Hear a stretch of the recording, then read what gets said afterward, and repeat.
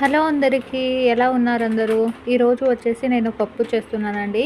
Just 10 to 15 minutes అంతే. ఎలా చేయాలో చూద్దాం. ఫస్ట్ ఇందుకు నేను పాలకూర, కందిపప్పు, టమోటో, చిల్లీ అన్నీ కట్ చేసి పెట్టుకున్నానండి.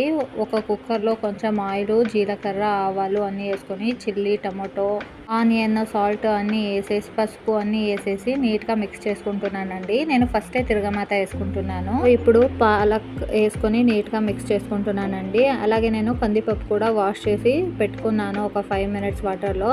అది కూడా ఇక్కడ వేసుకొని నీట్గా మిక్స్ చేసుకుంటున్నానండి. మిక్స్ చేసిన తర్వాత ఇక్కడ మీకు సాంబార్ పౌడరు, కొద్దిగా కావాలంటే చిల్లీ పౌడరు అన్నీ వేసుకొని నీట్గా మిక్స్ చేసుకొని ఎంత కావాలో వాటర్ అంతా వేసి నీట్గా కొంచెం ఉడికినాక అందులో సాల్ట్ అన్నీ చెక్ చేసుకొని మీరు 3 or 4 విజిల్ చేసుకుంటే సరిపోతుందండి.